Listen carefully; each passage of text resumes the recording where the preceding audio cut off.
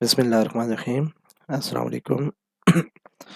अच्छा, एक तो हमने ये ऐप डीबी कॉन्टेक्स्ट के अंदर ऑन कॉन्फ़िगरिंग मेथड के अंदर हमने कनेक्शन स्ट्रिंग हार्ड कोड की हुई है। तो ये कनेक्शन स्ट्रिंग तो हम यहाँ से ऐप सेटिंग डॉट जेसन से उठाते हैं।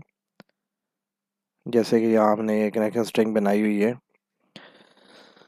तो इस कनेक्शन स्ट्रिंग को यूज़ करने के लिए हम स्टार्टअप के अंदर इसको इस्तेमाल कर रहे हैं, यहाँ पे।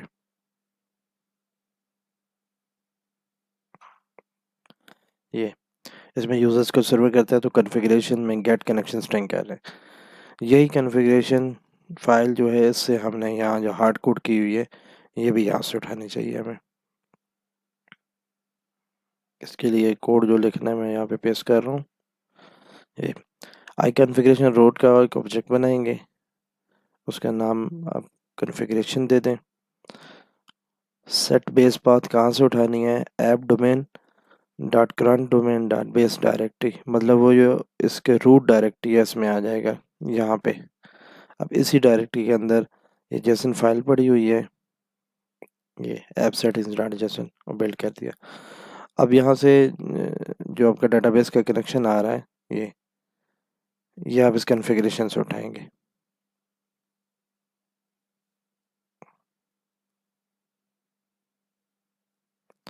गेट कनेक्शन स्ट्रिंग, और कनेक्शन स्ट्रिंग का जो नाम है वो आप यहाँ पे दे देंगे एसक्यूएल कनेक्शन, शायद हमने रखा हुआ था।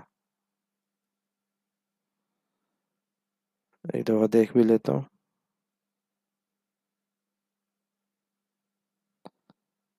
जी, एसक्यूएल कनेक्शन, ये काम भी हमारा ठीक हो गया। अब नेक्स्ट हमने वेब एपीआईज बनानी है, जो कि वेब एपीआई कंट्रोलर के थ्रू बनानी है। वैसे तो जेसन में हमने बनाई थी। तो मैं ये फाइलें क्लोज कर लेता हूँ सारी। अच्छा, राइट क्लिक किया कंट्रोलर पे, ऐड कंट्रोलर। अब यहाँ पे आपके पास ना वेब एपीआई कंट्रोलर एम्प्टी भी है, रिडायरेक्शन भी है, और एंट्री फ्रेमवर्क के साथ भी है। आप जो बना लें, मैं एंट्री फ्रेमवर्क के साथ बना लेता हूँ, ताकि मेरे एग्जिस्टिंग प्रोडक्ट्स जो हैं वही मैं इसके अंदर, मुझे उनका कोड लिखा हुआ मिल जाएगा। वैसे आप कोई भी यूज़ कर सकते हैं। ऐड करें। ये आपसे मॉडल क्लास पूछ रहा है कि कौन सी मॉडल क्लास के अगेंस्ट आप ये बनाना चाहते हैं। तो मेरे पास है मॉडल क्लास प्रोडक्ट। प्रोडक्ट्स का कंट्रोलर चूँकि पहले से बना हुआ था, तो इसने प्रोडक्ट्स 1 लिख दिया इसका नाम। तो मैं प्रोडक्ट्स के बजाय इसको प्रोड्स कर देता हूँ, प्रोड्स कंट्रोलर। ठीक है, ऐड कर लें।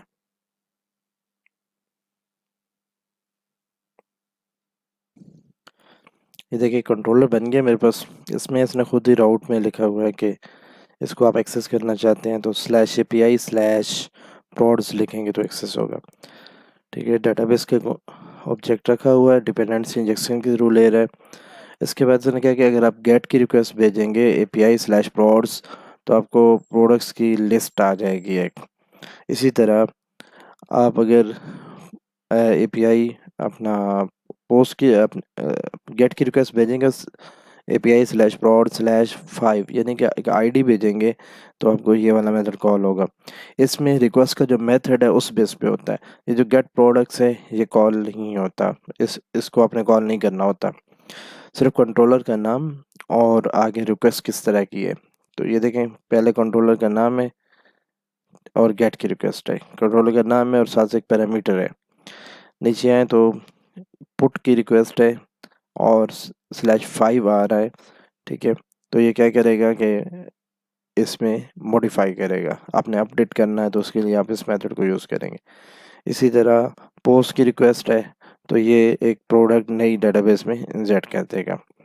और डिलीट की एक आईडी के साथ है, तो ये इसको डिलीट कर देगा। ये कुछ कॉमन मेथड इसने बना दिए। अब इनको कॉल करने के लिए हम पोस्टमैन यूज़ करते हैं। वैसे कोई भी और टूल यूज़ किया जा सकता है, मैं आमतौर पे पोस्टमैन यूज़ करता हूँ। पोस्टमैन में आप पुट की और डिलीट की रिक्वेस्ट और पोस्ट की रिक्वेस्ट ये सारी भेज सकते हैं। आप अपने यूआरएल लिख के वहाँ से कॉल कर सकते हैं। मैं इसको रन करता हूँ।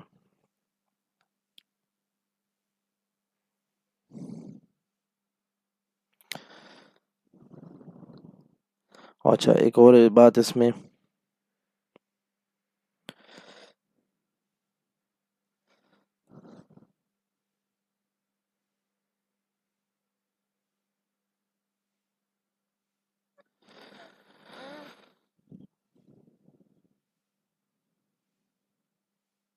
वो ये कि इसमें सिर्फ जो मेथड बनते हैं ना, उस सब के सब का रिजल्ट जो होता है, देखिए इसमें एक्शन रिजल्ट दे रहा है, एक्शन रिजल्ट दे रहा है, आगे एक्शन रिजल्ट ऑफ प्रोडक्ट दे रहा है, यानी जो चीज़ हमें मिलनी है डायरेक्ट उस चीज़ का दे रहा है। यहाँ टास्क दे रहा है और इसमें मतलब action, task of action result दे रहा है, ठीक है। और यहाँ एक्शन रिजल्ट के साथ वो डिफाइन भी कर देता है कि एक्शन रिजल्ट किस तरह का आएगा, एक प्रोडक्ट आएगी वापस, ठीक है।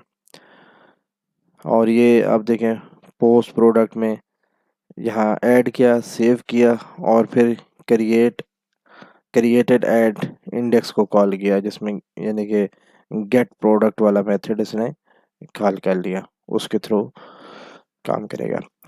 अच्छा, खैर मैं तो मतलब जेसन बेस खुद बना लेता हूँ, उनको यूज़ करता हूँ।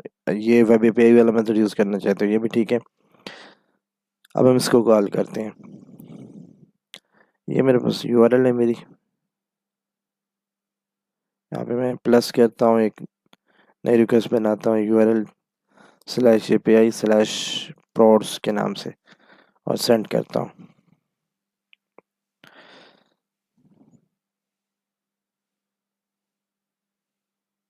अच्छा, ये एक एरर दे रहा है, एपीआई स्लैश प्रोड्स, पहले ब्राउज़र भी मैं कॉल कर लेता हूँ, स्लैश एपीआई स्लैश प्रोड्स। तो ये देखेगा not supported exception, the type Microsoft header dictionary on the header is not supported. ये जो एरर आ रहा था उसके लिए अगर आप प्रोडक्ट के अंदर जाके देखें तो हमने कुछ चीज़ें ऐसी रखी हुई हैं जो वापस हमें नहीं मिलनी चाहिए जेसन में। एक तो ये कि हमने इसमें प्रोडक्ट के अंदर आई फॉर्म फाइल रखा हुआ है, इस वजह से इशू आ रहा है। दूसरा ये देखें लिस्ट ऑफ प्रोडक्ट भी रखी हुई है, इमेज स्लाइडर भी रखे हुई हैं, फिर इनके अंदर जाएं तो वापस प्रोडक्ट आ रही है, प्रोडक्ट के अंदर फिर जाएं तो ये चीज़ आ रही है, तो एक तो ये साइकिल बन जाता है जो ख़त्म नहीं होता। तो इन चीज़ों के लिए हमें व्यू मॉडल की ज़रूरत पड़ती है। जैसे हमने यहाँ पे प्रोडक्ट्स का बनाया, ऐसे ही हम प्रोडक्ट का एक व्यू मॉडल बना लेते हैं। उसमें जो जो हमें प्रोडक्ट की चीज़ रिक्वायर्ड है हम सिर्फ वो सेंड करेंगे। यहाँ पे मैं प्रोडक्ट के अंदर ही बना लेता हूँ, वैसे कहीं भी बना लें आप तो, या यहाँ पे व्यू मॉडल्स का एक फोल्डर ही बना लेता हूँ अलग, उसमें व्यू मॉडल रखूँगा। व्यू मॉडल, व्यू मॉडल होता है क्या है? व्यू मॉडल होता है कि आप मुख्तलिफ़ तरह का डाटा है यूज़र से इकट्ठा लेना चाहते हैं और डेटाबेस में आगे अलग अलग लेके जाना चाहते हैं। फॉर एग्ज़ाम्पल जैसे आपके पास एक प्रोडक्ट है और वो किसी कैटेगरी से बिलोंग करती है, आप चाहते हैं कि यूज़र प्रोडक्ट का डाटा डाले, कैटेगरी का डाटा डाले, साथ दो तीन प्रोडक्ट्स बता दे, साथ जो है उससे वो यूज़र का लॉगिन आईडी पासवर्ड भी मैं उसी पेज पे ले लूँ और सारा एक ही फॉर्म इकट्ठा सबमिट करवाऊँ। मतलब मुख्तलिफ सिनेरियो बनते हैं। जब आपको आपका ये जो प्रोडक्ट वाला मॉडल है इसमें अगर फील्ड्स फर्ज किया 100 प्लस फील्ड्स हो गई हैं। अब आप जब भी डेटाबेस से उठाते हैं तो आपको सिर्फ नाम और टाइटल और डिस्क्रिप्शन चाहिए मुख्तलिफ जगहों के लिए। किसी जगह के लिए आपको ये 100 पूरी फील्ड चाहिए, लेकिन फ्रंट पे दिखाने के लिए आपको 4-5 फील्ड चाहिए। तो जब आप इसको प्रोडक्ट को db.products.to लिस्ट करते हैं तो 100 की 100 सारी फील्ड्स उठा के लाता है, जो हमें रिक्वायर्ड नहीं है वो भी उसमें उठ के आ रही होती हैं। तो हमें तो सिर्फ सेलेक्टिव कॉलम्स चाहिए ना, सेलेक्ट स्टैटिक फ्रॉम प्रोडक्ट्स नहीं चाहिए, हमें चाहिए select ID comma title comma description from products, इस तरह चाहिए। तो उस काम के लिए फिर हम व्यू मॉडल बना लेते हैं कि व्यू मॉडल में जो कुछ हमें डेटाबेस में से चाहिए या जो कुछ हम यूज़र से लेके आना चाहते हैं आगे डेटाबेस में, बेशक वो अलग अलग टेबल्स में सेव हो रहा है, तो हम उसको एक मॉडल में रख लेते हैं। इस चीज़ को हम व्यू मॉडल कहते हैं। मैं यहाँ पे प्रोडक्ट एपीआई मॉडल कह देता हूँ कि एपीआई के लिए जो है प्रोडक्ट का मॉडल यूज़ करेंगे। प्रोडक्ट व्यू मॉडल ही कह देता हूँ बल्कि, व्यू मॉडल। व्यू मॉडल में आमतौर पे हमें जो प्रोडक्ट फ्रंट पे दिखानी होती हैं वो हमारी हैं, एक तो हमें आईडी रिक्वायर्ड होगी प्रोडक्ट की, इसका टाइटल रिक्वायर्ड होगा, डिस्क्रिप्शन रिक्वायर्ड होगी, और इमेज यूआरएल रिक्वायर्ड होगी। इमेज यूआरएल के बाद हमें चाहिए इसका रैंक और इसकी प्राइस। बस हमें सिर्फ ये फील्ड्स चाहिए जो हम फ्रंट एंड पे यूज़र को दिखाना चाह रहे हैं, वो। प्राइस के बाद डिस्काउंटेड प्राइस अगर है हमने रखी हुई है तो वो, और डिस्काउंटेड प्राइस आई थिंक कितना लोगी। अच्छा। अब ये जो प्रोड्स का कंट्रोलर है, या तो ये मैं दोबारा बना लेता हूँ या फिर इन सब में मुझे यहाँ पे प्रोडक्ट्स की जगह पे प्रोडक्ट व्यू मॉडल लिखना होगा, तो मैं दोबारा ही बना लेता हूँ इसको।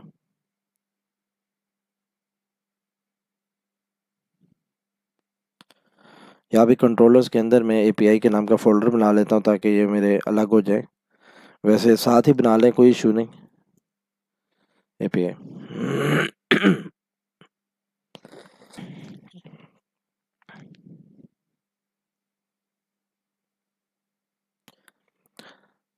अब मैं इसको विद रीड राइट एक्शन कर रहा हूँ, एंट्री फ्रेमवर्क नहीं कर रहा। ठीक है, एंट्री फ्रेमवर्क करेंगे, एंट्री फ्रेमवर्क का कोड लिख देगा, लेकिन वो कोड अब मैं खुद लिख लूँगा, या इसको अब कहते हैं तो मैं ये कर भी देता हूँ। लेकिन ये जो है कॉन्टेक्स्ट का क्लास यूज़ करेंगे तो ये फिर उसमें एक ही एंट्री डाल देगा। व्यू, चूँकि हम व्यू मॉडल से करना चाह रहे हैं, फिर या हमें फिर प्रोडक्ट लिख के फिर हर जगह पे रिप्लेस करना पड़ेगा, तो मैं ये एम्प्टी वाला कर रहा हूँ।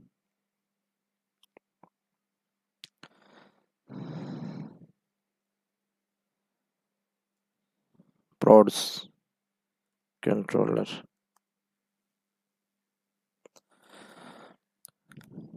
ठीक है, तो अब देखें, इसने गेट में दो स्ट्रिंग्स हमें भेजी हैं। अब हम स्ट्रिंग की जगह पे प्रोडक्ट व्यू मॉडल कर लेते हैं, प्रोडक्ट व्यू मॉडल। ये हम कैसे लेंगे, यहाँ डेटाबेस का ऑब्जेक्ट बना लें।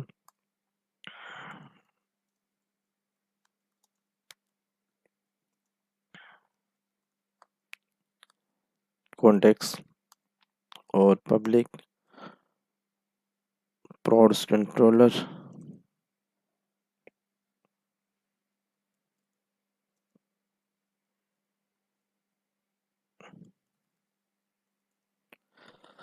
ये हमने डिपेंडेंसी इंजेक्शन के थ्रू डेटाबेस का ऑब्जेक्ट क्रिएट कर लिया है।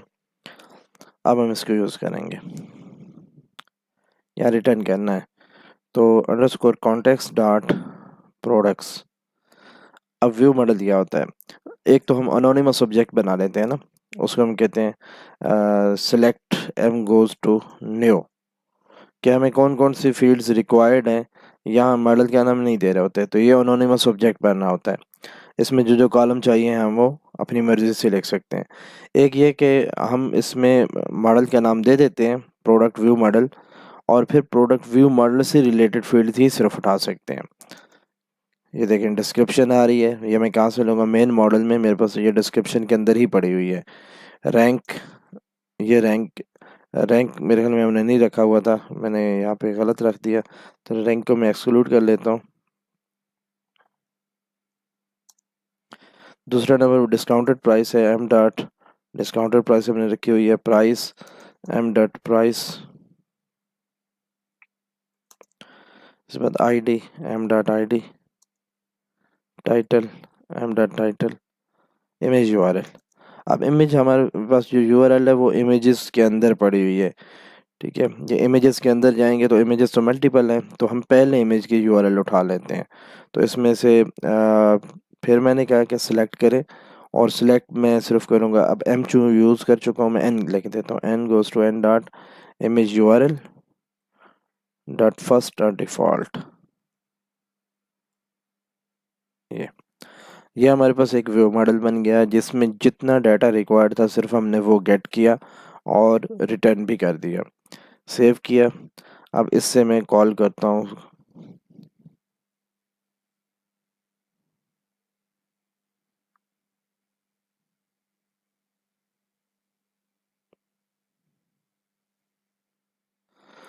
तो ये देखिए हमारे पास ये आ गया जेसन के फॉर्मेट में कि ID2 है, टाइटल ये है, और जो भी प्रोडक्ट थी सारी प्रोडक्ट्स हमारे पास ये आ गई। इसको आप यहाँ से भी कॉल कर सकते हैं, यहाँ से भी, ब्राउज़र से भी। तो ये आपको बता देगा कि ये प्रोडक्ट्स हैं आपके। तो वही जैसे हम जेसन बना के भेजते हैं ऐसे ही आपके पास जेसन आ रहा है, ये वेब एपीआई कंट्रोलर के थ्रू होता है। अब जैसे कि बाकी आया है कि आप स्पेसिफिक प्रोडक्ट लेना चाहें, तो यही मेथड मैं कॉपी करके पेस्ट कर रहा हूँ यहाँ पे, और मेरे पास इंटीजर में एक आईडी आ रही है, और ये पब्लिक स्ट्रिंग नहीं होगी बल्कि IEnumerable of product view model होगा। ये IEnumerable of product view model नहीं होगा बल्कि सिंगल प्रोडक्ट होगी कि वो एक हमें आईडी भेजेगा, गेट वाले मेथड के साथ एक आईडी भेजेगा, यानी स्लैश एपीआई स्लैश प्रोड्स स्लैश 5 ऐसे करेगा। तो हम जो से है एक प्रोडक्ट भेजेंगे, डॉट फर्स्ट डॉट डिफ़ॉल्ट, जो भी पहली मैचिंग प्रोडक्ट है वो भेजेंगे, और यहाँ बीच में हम वेदर की कंडीशन लगाएंगे कौन सी प्रोडक्ट भेजनी है, m goes to m dot I D equal to I D जो उसने भेजी हमें वो वाली। अब हम गेट की रिक्वेस्ट के साथ कोई स्पेसिफिक प्रोडक्ट लेना चाहते हैं, जैसे इसकी आईडी 6 है, तो मैं यहाँ पे स्लाइस 6 करूँगा तो मुझे 6 वाली प्रोडक्ट मिलेगी।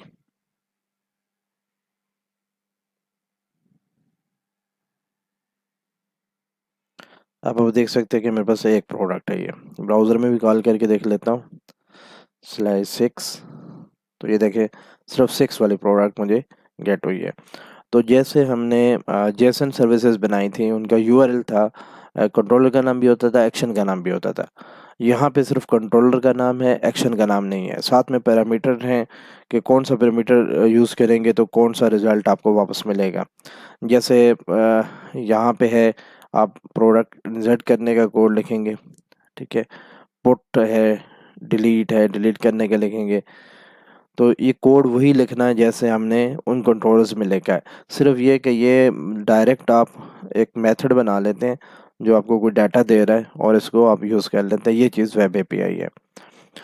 इसमें पोस्टमैन के थ्रू हम कॉल करते हैं, तो ये हमारे पास गेट, पोस्ट, पुट, और ये मेथड काफ़ी सारे अवेलेबल हैं जो एज़ पर रिक्वायरमेंट हम यूज़ कर लेते हैं। लेकिन जो जो भी यूज़ करें, ज़्यादातर जो मेथड यूज़ होते हैं वो गेट, पोस्ट, पुट और डिलीट यूज़ होते हैं। ये 4 मेथड हम आमतौर पे यूज़ करते हैं, और इन मेथड के देखें तो हमारे पास यहाँ पे जैसे एचटीटीपी गेट है, एचटीटीपी गेट है, इसी तरह एचटीटीपी पोस्ट है, एचटीटीपी पुट है और एचटीटीपी डिलीट भी है। ठीक है, अब डिलीट में अगर आप लिखना चाहें यहाँ पे, तो आपके पास जो आईडी आई है, आप context dot products dot include, अब चूँकि आमतौर पे हम डिलीट नहीं करते कोई भी ऐसी चीज़ जो मास्टर रिकॉर्ड होता है जैसे कि प्रोडक्ट है, ये कभी डिलीट करनी नहीं चाहिए, लेकिन अगर करनी है तो इसके साथ इमेजेस को भी इंक्लूड करना है कि इसके ज़ाहिर है इमेजेस भी इसके चाइल्ड हैं, डिलीट होंगे तब डिलीट होगा। और फिर इंक्लूड आपने इसके ऑर्डर्स भी अगर यहाँ पे रखे हैं तो ठीक है, क्योंकि हर प्रोडक्ट के डिफरेंट ऑर्डर्स भी आते हैं।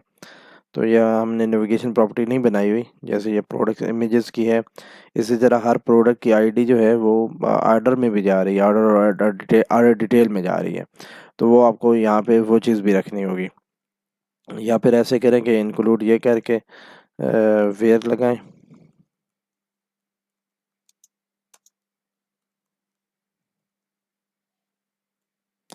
Dot first dot default, product ये आ गई आपके पास। अब वार ऑर्डर्स भी डिलीट करने हैं आपने,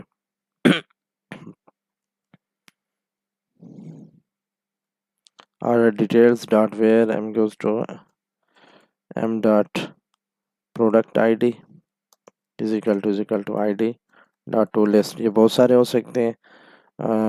प्रोडक्ट ऑर्डर कह दें इनको आप, प्रोडक्ट ऑर्डर। तो ज़ाहिर है आप जब इतने ऑर्डर आप डिलीट कर देंगे तो आपका सारा अकाउंट्स और हर चीज़ आपकी डिस्टर्ब हो जाएगी। लेकिन सर मैं बता रहा हूँ डिलीट करना हो तो कैसे करना है। तो अब आप इसको डिलीट करना चाहते हैं तो context dot remove product. Product remove करने से पहले आप रिमूव कर लें प्रोडक्ट ऑर्डर। ऑर्डर्स भी रिमूव कर दिए, प्रोडक्ट्स भी रिमूव कर दिए। सेव चेंजेस कर लें और इसने आपको वापस कुछ भी नहीं देना, वॉइड मेथड है।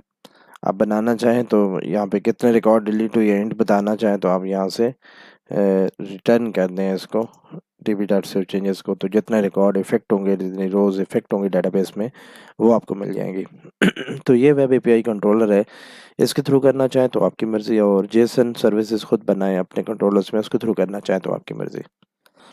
नेक्स्ट इसके बाद एसक्यूएल इंजेक्शन है। एसक्यूएल इंजेक्शन आमतौर पे तब होती है जब हम मैनुअल क्वेरीज लिख रहे होते हैं और डेटाबेस के साथ काम कर रहे होते हैं।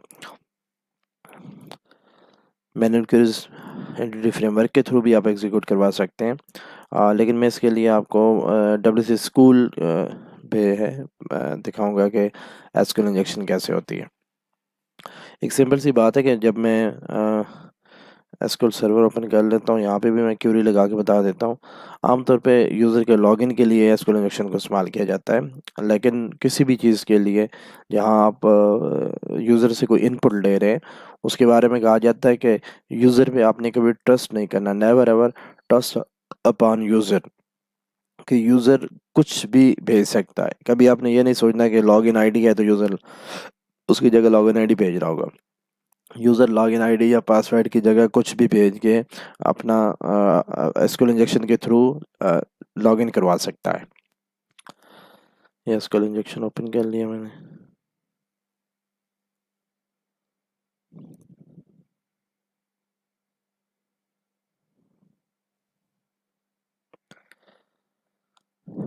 यहाँ पे मैं कोई एक डेटाबेस ले लेता हूँ, जो हमारा डेटाबेस है वो कर लेते हैं। अ, पता नहीं मैंने अपने डेटाबेस का नाम क्या रखा, यहाँ से मैं चेक कर लूँ ज़रा। डिवीजन ओएस से डीबी,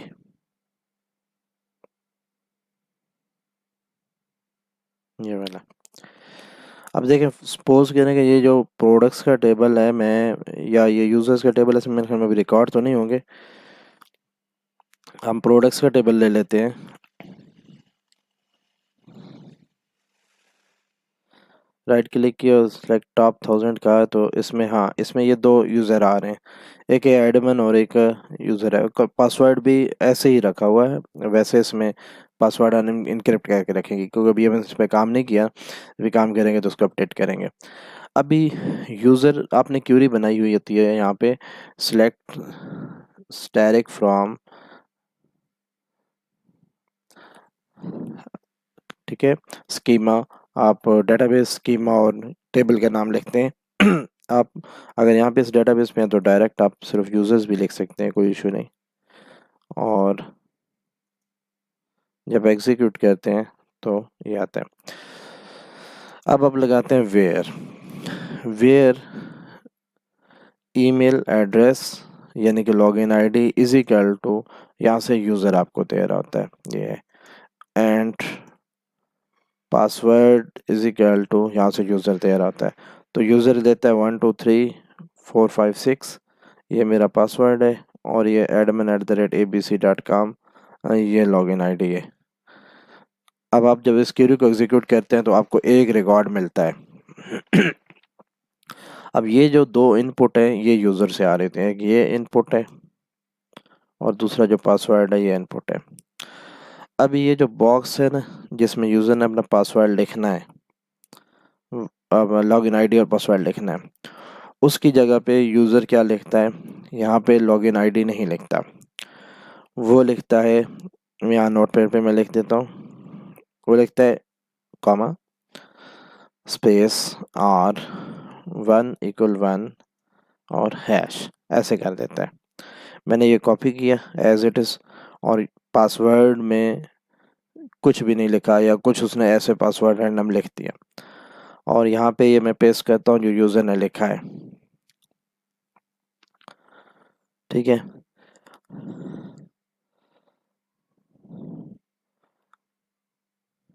अच्छा इसमें एक मिनट, इसमें एसक्यूएल सर्वर में हैश होता है, मैं चेक कर लूँ कमेंट के लिए क्या यूज़ करते हैं।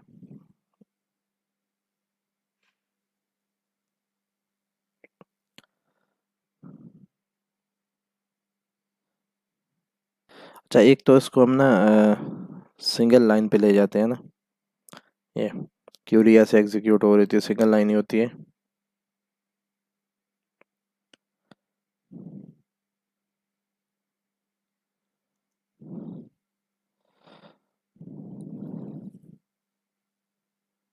ये अच्छा देखें, यूज़र ने यहाँ पे लिखा, आपने लिखा where email address is equal to, ये आपकी क्यूरी का सिंटैक्स है। यहाँ से यूज़र की इनपुट शुरू हुई और यहाँ तक यूज़र की इनपुट जाने दी। उसने जो आपने कोट ओपन किया था, कॉम ओपन किया था, उसको उसने क्लोज कर दिया और वहाँ पे आ जाएगा where email address is equal to blank or 1 = 1 लिख देगा या ट्रू लिख देगा या कुछ भी लिख देगा यहाँ पे, जिसका मतलब ये है कि जिसका रिजल्ट मतलब ट्रू आना चाहिए। और नेक्स्ट जो है इसको कमेंट करना है, नेक्स्ट उसने इसके आगे ना 2 डैश लगा दी, इसका मतलब है नेक्स्ट क्यूरी जो है वो कमेंट हो गई। आपने जब एग्जीक्यूट करवाया तो आप देखें कि आपके पास दोनों रिकॉर्ड आ गए। ठीक है, मोस्टली आपके पास जो भी रिकॉर्ड आ रहे हो तो उससे आप पहला रिकॉर्ड उठा लेते हैं, तो यहाँ से उस आपका पहला रिकॉर्ड आमतौर पे एडमिन ही होता है, वो लॉगिन हो जाता है। इससे बचने का तरीका क्या होता है कि ये जो आप इनपुट में भेज रहे हैं ना, ये यूज़र से लेके आप एसक्यूएल की पैरामीटराइज क्यूरी में भेजते हैं। ठीक है, वो खैर मैनुअल तरीका है, उस पे जाके बाद में बात करेंगे। ये आप देख लें डब्ल्यूसी स्कूल पे भी इन्होंने इसी तरह ये एग्जांपल करवाई है कि आप क्यूरी लिख रहे होते हैं select direct from user where user ID is equal to, जो भी यूज़र ने इनपुट दी है ना उसको प्लस करके यहाँ ऐड कर लेते हैं। अब यूज़र क्या करता है, इनपुट में ये लिखता है where user ID is equal to 105 और 1 = 1, तो ये बन गया where user ID is equal to 101 और 1 = 1, तो 1 = 1 तो हमेशा मतलब ट्रू ही देगा, तो आपके पास जो है यूज़र्स का रिकॉर्ड उठ के आ जाएगा। और ये SQL injection base on equal always true. ठीक है, तो ये हमेशा आपको ट्रू देता है, तो आप यहाँ कहते हैं stress from users where name is equal to, आगे आप वो नेम भेजते हैं, यूज़र नेम और पासवर्ड, ये पासवर्ड भेज रहे होते हैं। ठीक है, और यूज़र नेम अगर ऐसे आता है पासवर्ड ऐसे आता है तब तो ठीक है, लेकिन अगर वो यूज़र नेम ऐसे भेज देता है जो आप ओपन कर रहे हैं उसको क्लोज कर दिया और ठीक है, अ, फिर आगे उसने ओपन क्लोज कर दिया इक्वल टू, मतलब blank string equal to blank string, या आप समझ लें 1 = 1 जो कुछ भी वो भेज देता है, इसके थ्रू जो है फिर आपका वो कंप्रोमाइज़ हो जाती है क्वेरी और वो रिज़ल्ट उठ के आ जाते हैं। खैर ये मैनुअल तरीके में आपको इशू होता है, जब आप इसको सर्वर में एंटिटी फ्रेमवर्क के साथ काम कर रहे हैं तो इशू नहीं होता है। यहाँ पे एक चीज़ और भी देख लें कि अगर मैनुअल क्यूरीज में आपने बचाना है तो कैसे बचाएंगे, तो फिर जो है यहाँ पे मैनुअल क्यूरीज में क्या होता है कि वैल्यूज़ को अब विद पैरामीटर ऐड करते हैं। ठीक है, यहाँ पे शायद उन्होंने एग्जांपल करवाई हो, ये आप जो कमांड चलाते हैं ना, command dot parameters dot add with value @0 पे वो कह रहा है यूज़र ने जो नाम लिखा है ना या लॉगिन आईडी लिखी है वो मुझे दे दें, और क्यूरी में मैंने लिखा stacks direct from customers where customer ID is equal to @0, @0 का मतलब है यहाँ मैं एक पैरामीटर भेजूंगा, जो वैल्यू होगी वो एक ही पैरामीटर होगा, वो एसक्यूएल की कमांड नहीं होगी। ठीक है, तो उसको मैंने यहाँ पे फिर ऐड करवाया कि @0 पे क्या आएगा, मैंने कहा जो यूज़र ने टेक्स्ट बॉक्स में यूज़र आईडी लिखी है वो आएगी। अब जब इस तरह आप ऐड करेंगे, add value, add with value करेंगे या ऐड पैरामीटर विद वैल्यू करेंगे, तो तब एस्केलेशन नहीं होगी। तो एसक्यूएल इंजेक्शन से आप इस तरह बच भी सकते हैं, और अगर एसक्यूएल इंजेक्शन करनी हो तो यूँ आप कर भी सकते हैं। अच्छा, इसके बाद जो है ना, हमने ये एपीआईज बनाई हैं, अगर इनको हम सर्वर साइड पे कॉल करना चाहें, फॉर एग्जांपल ये एपीआई कहीं और बनी है और हम अपने प्रोजेक्ट में इसको कॉल करना चाहते हैं, ये मेरे पास टेस्ट प्रोजेक्ट है, इसमें मैं यहाँ पे ना कॉल एपीआई के नाम से या एपीआई के नाम से एक बना लेता हूँ, पब्लिक आई एक्शन रिजल्ट एपीआई। एपीआई से डेटा रीड कैसे करना है, तो हमारे पास ना क्लाइंट होगा कोई ना कोई जो एपीआई से डाटा रीड करेगा, जैसे कि हमारे पास गूगल क्रोम है, फायरफॉक्स है, उस पर हम लिखते हैं, ये यूआरएल हमने लिखी तो हमें यहाँ पे ये स्पेसिफिक एक प्रोडक्ट मिल गई। मैं इस यूआरएल को कॉपी कर लेता हूँ, यहाँ पे using HTTP client, client is equal to new HTTP client. HTTP client को यूज़ करते हुए मैं किसी भी एपीआई से डाटा गेट कर सकता हूँ, चाहे वो मेरी वेबसाइट में बनी हो चाहे किसी और की वेबसाइट में बनी हो। मैंने यूआरएल देना होता है, client dot post async method आप यूज़ कर लें अगर पोस्ट की रिक्वेस्ट सेंड करना चाह रहे हैं, और गेट की रिक्वेस्ट सेंड करना चाहते हैं गेट कर लें, ठीक है, गेट एसिंक। इसमें कहता है रिक्वेस्ट यूआरएल बताएं कहाँ आपने सेंड करनी है, मैंने कहा इस यूआरएल पे सेंड करनी है, ठीक है। और जो भी रिज़ल्ट मुझे आएगा यहाँ पे var result is equal to this, ठीक है। इसको इवेट करना होता है ना, ये एसिंक है तो इवेट करना होता है, या फिर इसके एंड पे आप रिजल्ट लिख दें, तो ये इसका जो भी रिजल्ट हो वो मुझे आप रिजल्ट में दे दें, रिजल्ट, ठीक है। फिलहाल मैं रिटर्न नल कर रहा हूँ, और यहाँ मैं चेक करता हूँ कि मेरे पास यहाँ पे जब मैं इसको रीड करता हूँ तो मेरे पास क्या आएगा, टेस्ट में एपीआई।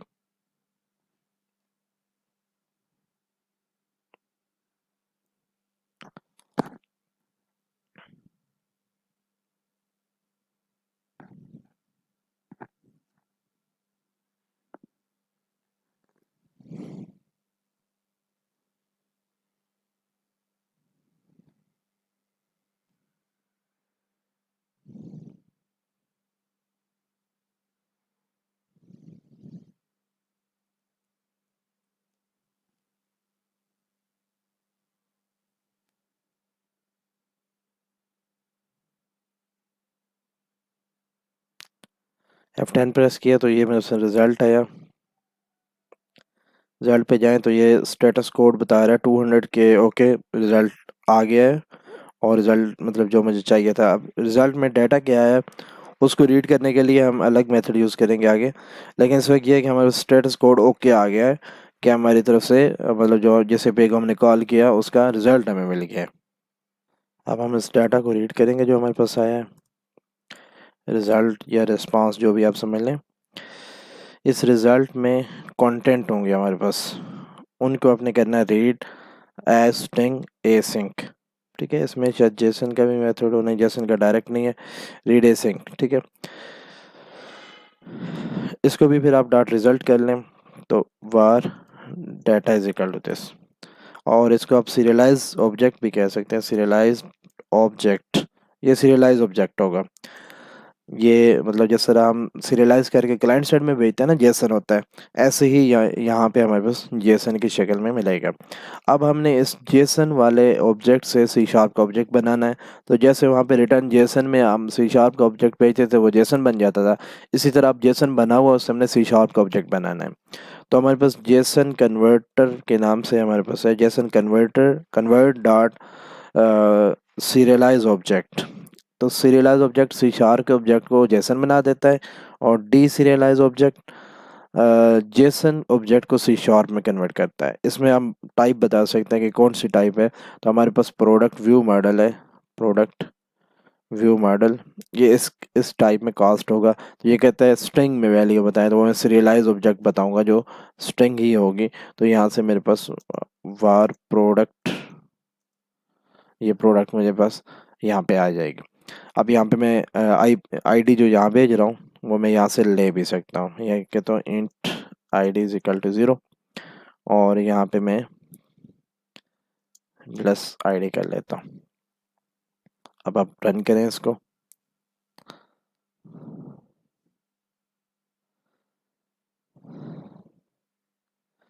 अच्छा सॉरी, मैं यहाँ चूँकि रिटर्न नल कर रहा हूँ तो मैं यहाँ पे डिबगर लगा लेता हूँ।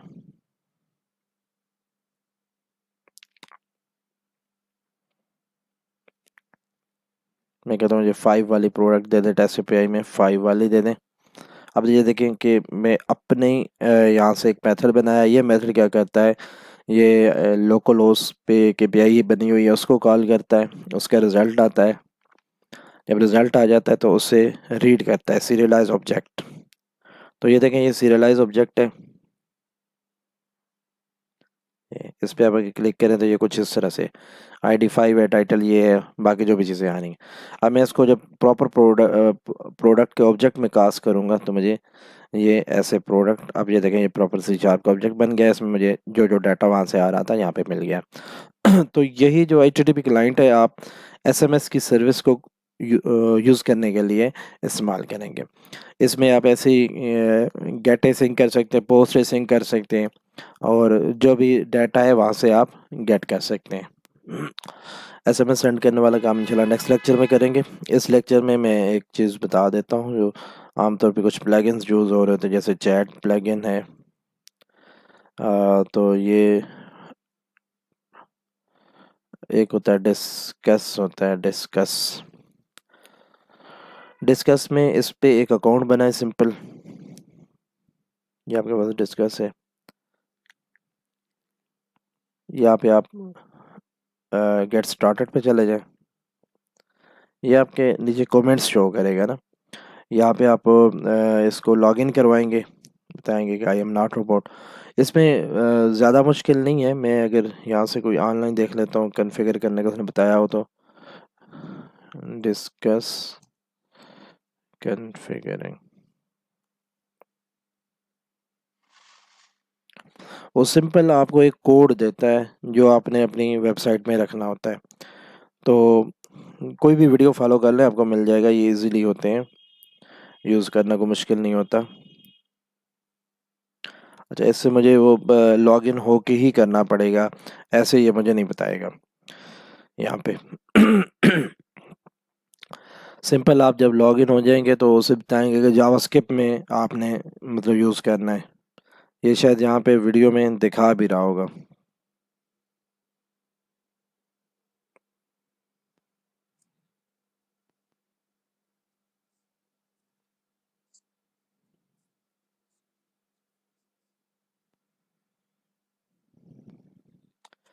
ये बता रहा है कि आप कौन कौन से ऑप्शन एनेबल करना चाहते हैं। जो जो ऑप्शन एनेबल करेंगे वो आपको उसी तरह नज़र आएंगे।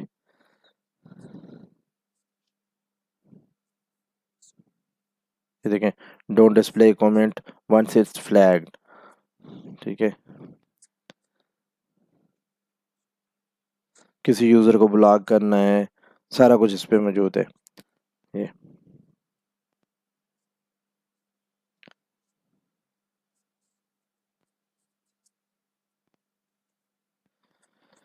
सिंपली ये है कि आप डिस्कस का अकाउंट बनाएं, और वहाँ से आप जो कोड का सैंपल दे रहे हैं वो अपनी लेआउट पेज के अंदर एंड पे रख दें।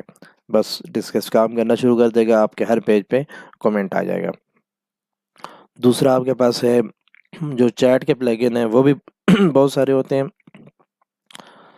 फॉर एग्जांपल आप ये वेबसाइट ओपन करें, इस पे यहाँ चैट का प्लगइन आ रहा होता है। ये देखें, इस पे क्लिक करें तो ये बता रहा है कि ये देखें TDO के नाम से है। इस पे क्लिक कर दें, ये ओपन हो जाएगा। ये बस इसको, इसमें आपने अकाउंट बनाना है अपना। ट्राई इट, यहाँ पे अपना अकाउंट बनाए कोई भी। अकाउंट बनाने के बाद इसकी जो मतलब रखनी होती है, फाइल रखनी होती है, जो भी कोड रखना होता है वो मैं आपको दिखा देता हूँ।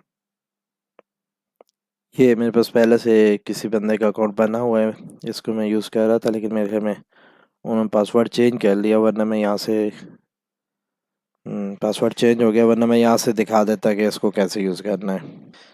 ये देखिए एक सिंपल स्क्रिप्ट है, ठीक है। उसमें एक कोड .tdo.co स्लैश, आगे ये एक आपकी मतलब यूनिक होगा हर बंदे के लिए, आपके लिए अपना होगा, यहाँ इनके लिए ये। तो यहाँ पे कुछ भी हो सकता है। ये आप रख देंगे, सिर्फ ये एक स्क्रिप्ट रखना होता है। चाहे आपने कमेंट्स डलवाने हैं अपने पेज पे, चाहे आपने वहाँ पे चैट वाला ऑप्शन लगाना है, ये आ जाएगा। ये लगाने के बाद आपको यहाँ पे शो हो जाएगा, इस तरह शो हो जाएगा। अब इसको ये किस तरह आना चाहिए, यहाँ पे हाय देयर की जगह क्या लिखा होना चाहिए, यहाँ पे आइकॉन कौन सा लगना चाहिए, ये सब कुछ डिस्कस के अकाउंट में लॉगिन होते हैं तो वहाँ पे कॉन्फ़िगरेशन है। जैसे फेसबुक में आप फ़ोटो लगाते हैं अपनी प्रोफाइल का, या मतलब अपना नाम टाइटल वगैरह लगाते हैं, तो ये सारा ऐसे ही है। आप इसको कॉन्फ़िगर करें, कोई इशू होगा तो इंशाल्लाह मैं हेल्प करूँगा, और उम्मीद है इंशाल्लाह कोई इशू नहीं होगा। ये इजीली आप इसको यूज़ कर सकते हैं। ये भी है, और एक मैंने बी फॉर बुकिंग वाले को लगा के दिया था, B for booking dot P के।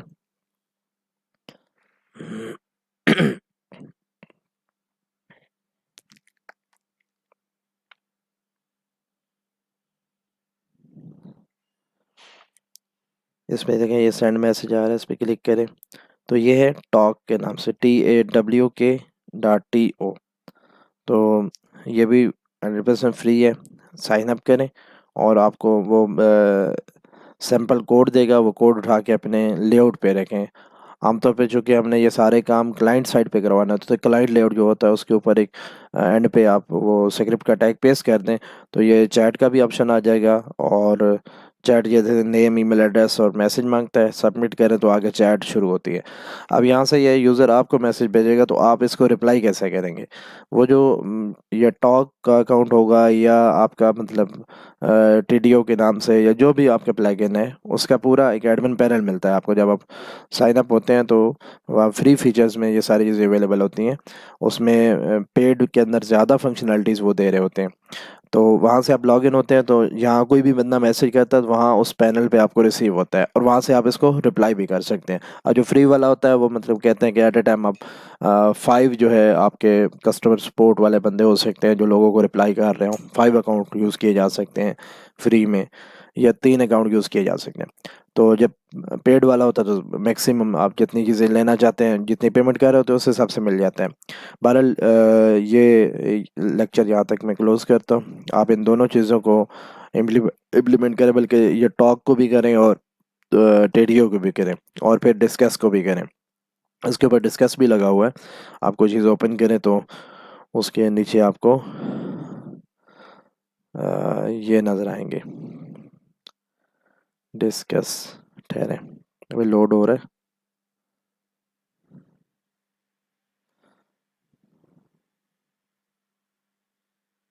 हाँ, ये देखें, ये लोड हुआ। अब यहाँ से आप कोई कमेंट करेंगे तो वो आपको कहेगा पहले आप लॉगिन कर लें अपने डिस्कस के अकाउंट में, या फेसबुक से आप लॉगिन कर लें।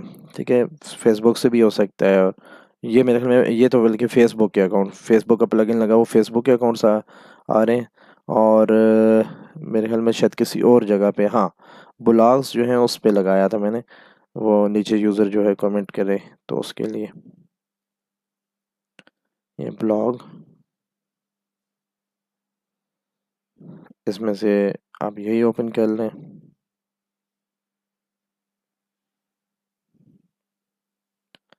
ये डिस्कस है, इसमें आप ट्विटर का अकाउंट यूज़ करके लॉगिन कर सकते हैं। ये आप यहाँ कन्वर्सेशन स्टार्ट करेंगे, और यहाँ वो कहता है अपना नेम, ईमेल एड्रेस और पासवर्ड बताएं, या फिर आप जो है गूगल से लॉगिन हो जाएं, ट्विटर से हो जाएं, डिस्कस का अकाउंट से हो जाएं, फेसबुक से हो जाएं। तो ये फिर आपके जिस तरह मतलब इसके ऊपर कमेंट्स है वो यहाँ पे पोस्ट करता जाएगा, और इसका डेटाबेस भी उसके अपने पास होगा, सारा कुछ उधर होगा, आपको कुछ भी मैनेज नहीं करना पड़ेगा। जो भी कमेंट आते जाएंगे यूज़र, यहाँ पे आपको नज़र आते जाएंगे कौन कौन से कमेंट्स हैं। नेक्स्ट लेक्चर चलिए, इजाज़त दीजिए, तब तक के लिए अल्लाह हाफिज़।